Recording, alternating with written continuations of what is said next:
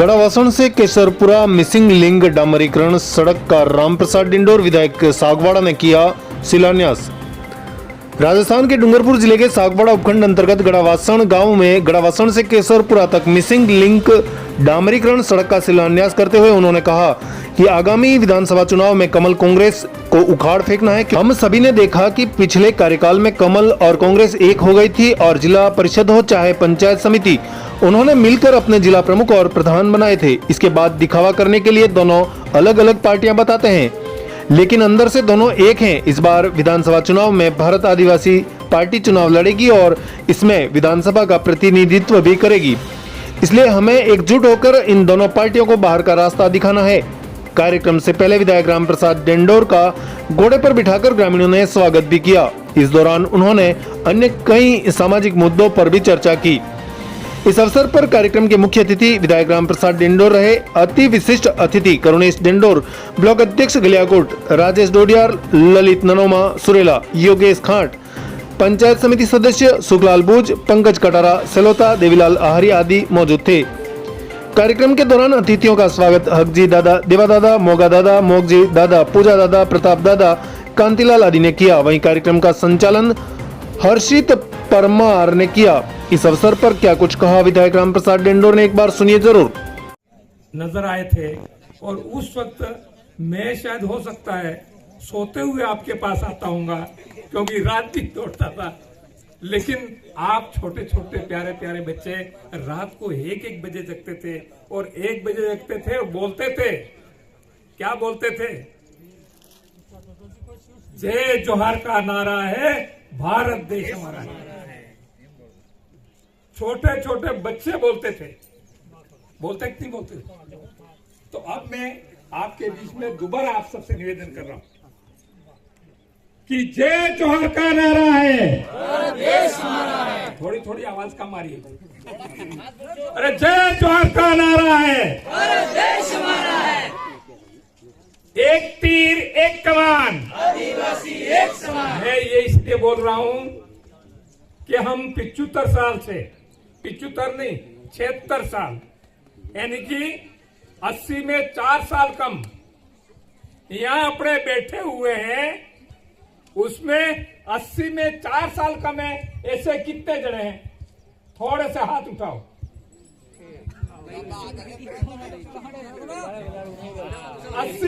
80 में 4 साल कम, यानी कि 80 साल के हो वो हाथ उठा करो। हाँ, तो गिनती के कितने? 1 और 2, 2, 3, 5 होंगे, इससे ज्यादा नहीं होंगे। मैं कहना क्या चाहता हूं कि हमारा देश आजाद हुआ उस वक्त 47 में हुआ और 76 साल हो गए, तो ये इनका जन्म उस वक्त हुआ होगा। तो इन्होंने, इनका जन्म तो पूरा हो गया। हम और कुदरत से कामना कर 10 साल, 15 साल, 20 साल और जिए वो। लेकिन मैं कहना क्या चाहता हूं कि 75 साल पहले, 76 साल पहले जो हालात हमारे थे वही हालात है अभी। आपने देखा होगा 75 साल पहले हम लोग देने वालों में थे, गांव में लोग देने वालों में थे, मांगने वालों में नहीं थे। तो 75 साल के बाद में सरकार ने क्या कर दिया? मांगने वाले बना दिया। हम देने वाले थे तो उन्होंने हाथ धरवा दिया। किया कि नहीं किया का? तो ये नीचे वाला हाथ अच्छा वाला है कि ऊपर वाला हाथ अच्छा है? तो हमको कौन सा बनना है? ऊपर वाला बनना है। ऊपर वाला हाथ बढ़ेगा तभी हम, जो ऊपर वाले हैं वो तो है कोई बात नहीं, लेकिन नीचे वाले हैं वो ऊपर आएंगे तभी हाथ देने वाले में आएगा। तो मैं कहना इसलिए चाहता हूं ये बात कि 75 साल पहले जो हम देने वाले थे वो आज मांगने वाले बना दिए। ये सरकार की नीतियों की वजह से हुआ। सरकार ने हमको पंगु बना दिया। इनकी योजना से पंगु बन गए। उन्होंने हमको हमारे से निकालने का समझा, निकाल के किया गया, सरकार को करोड़पति बनाया। केंद्र सरकार करोड़पति बन गई, राज्य सरकार करोड़पति बन गई, और हमारी हालत आज हम देख रहे हैं। गांव में पहले अच्छे घर थे, मकान पशुओं के लिए अलग था, अपने लिए अलग था, कोई मेहमान आ गए थे उनके लिए अलग था। लेकिन आज हम देख रहे हैं जो हमारे मकान थे वो और थे वो गिरते चले गए और छोटे होते गए। छोटे क्यों होते गए? इन्होंने योजना चलाई इंदिरा आवास, इन्होंने योजना चलाई पीएम आवास। तो हम पीएम आवास और इंदिरा आवास में चक्कर में हमारे अच्छे घर बनाना छोड़ दिया, और अब पूरी हमारी नजर उस पे है कि हमको इंदिरा आवास मिले, हमको पीएम आवास मिले।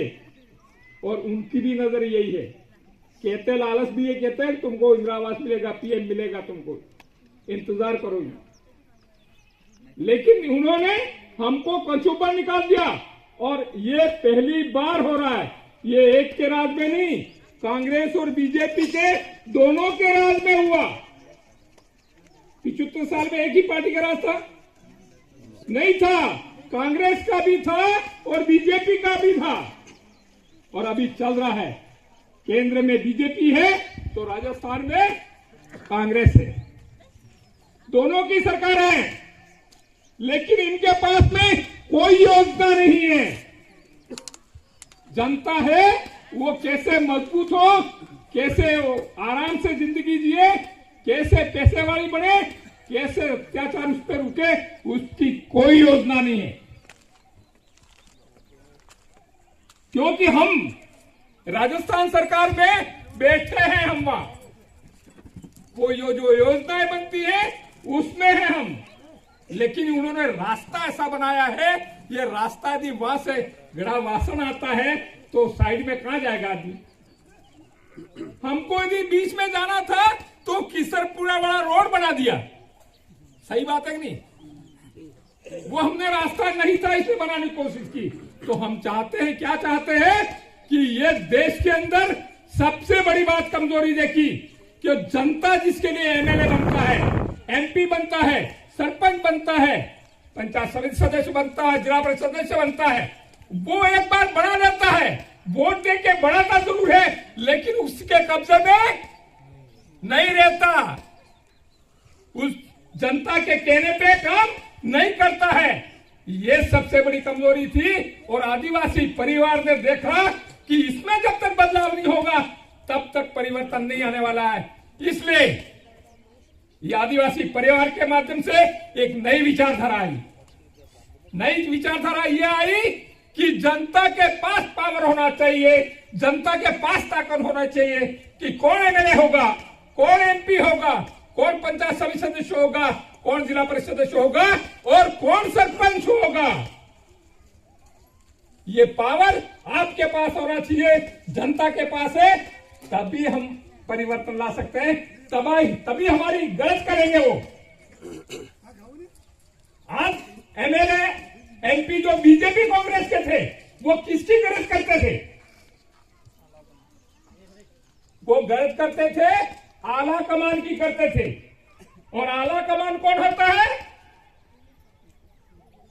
आपको तो पता ही नहीं। आला कमान कौन होता है कहो तो आपका पता ही नहीं। वो आला कमान वो लोग हैं जो मेहनत करना नहीं जानते, जो करोड़पति लखपति हैं, वो लोग आला कमान हैं।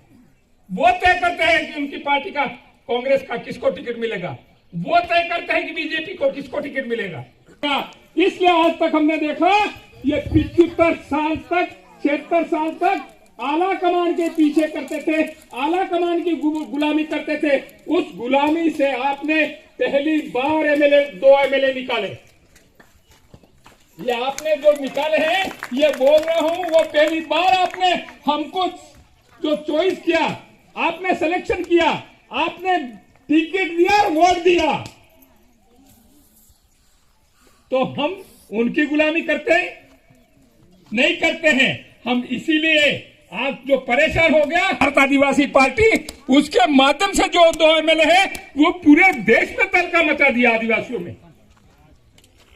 और हमारे नौजवान हैं, उनके अंदर एक भावना पड़ गई कि ये आज भारत आदिवासी पार्टी है, उसमें हमारा भविष्य सुरक्षित है, हमारे बच्चों का भविष्य सुरक्षित है, हमारी कौम का भविष्य सुरक्षित है।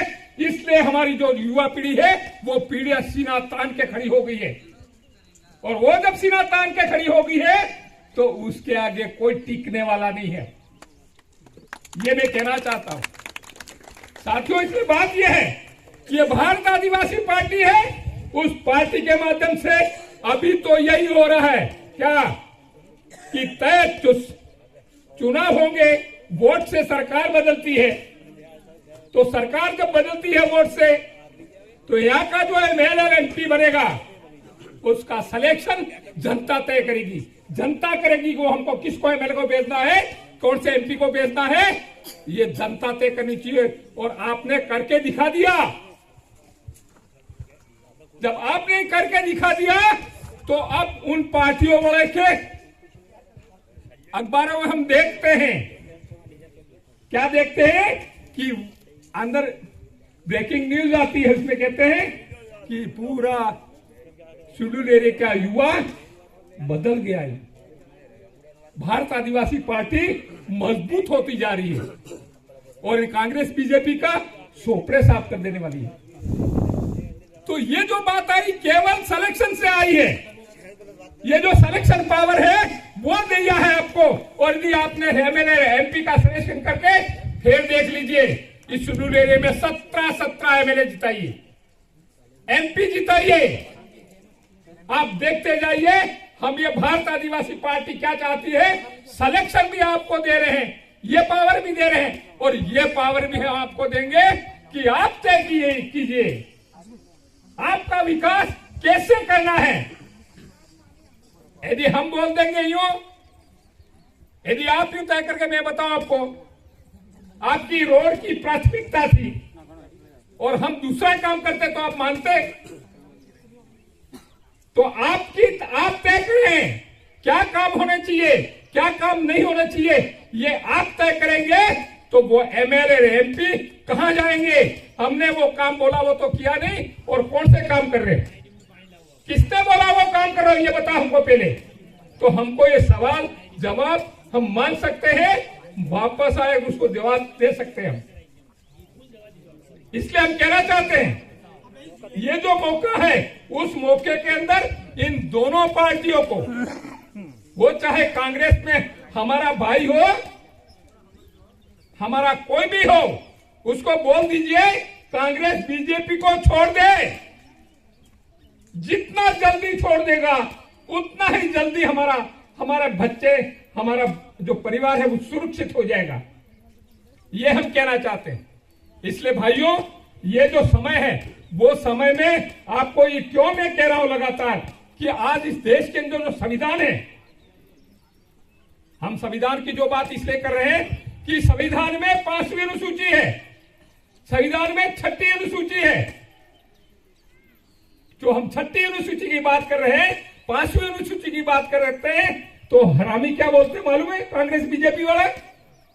ये तो 5वीं पास वाले को नौकरी लगाना चाहते हैं। એટલે તમે એમ કહો કે ના કાશી 5वीं पास वालों तो नौकरी हो लागे। बेरोजगार है, मैं बीए डिग्री करी ट्रेनिंग कर करके घूम रहे हैं, उनको तो नौकरी मिलती है नहीं मिलती नहीं है। 5वीं पास वाले को बात कर रही, अरे वो 5वीं पास की बात नहीं है, ये 5वीं पास की बात नहीं है। ये बात कौन सी है? ये संविधान की 5वीं अनुसूची की बात है, जिसके हमको अधिकार दे रखा है। क्या अधिकार दे रखा है? आपने देखा होगा कि सारे सरपंच एसटी बने गए। ये अधिकार है कि नहीं? तभी तो बन रहे हैं, नहीं तो कोई बनने देगा? सारे मेरे आदिवासी बनेंगे। ये भी संविधान में नहीं होता तो कोई बनने देता? सारे एमपी हैं वो आदिवासी बनेंगे, ये अधिकार नहीं होता तो ये बनने देते? ये मैं यही पूछ रहा हूं कि जो 5वीं अनुसूची है, उस 5वीं अनुसूची में ये बात है। क्या बात है? आदिवासी आदिवासी पे राज करेगा। जो मुख्य बात है वो है आदिवासी आदिवासी पे राज करेगा, आदिवासी गैर आदिवासी पे राज करेगा। क्या है दूसरी बात?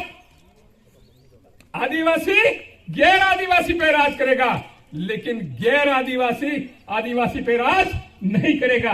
यह है 5वीं अनुसूची। इसका मतलब यह हुआ कि हमारे जो गांव के अंदर जो गरीब लोग हैं, मेहनत करने वाले लोग हैं, वो मेहनत करने वाले लोग हैं, वो मिल करके अपना तय करके हमारा विकास कैसे होगा, किस तरह से होगा। यदि हम इस संविधान की बात नहीं करते हैं, हमारी 6ठी अनुसूची की बात नहीं करते, तो आप देख लेना भाइयों, मैं इसलिए लगातार कह रहा हूं ये बात कि विधानसभा सागवाड़ा लाइव न्यूज। जी हां, लेटेस्ट खबर पाने के लिए चैनल को सब्सक्राइब कीजिए, वीडियो को लाइक कीजिए और शेयर कीजिए। धन्यवाद।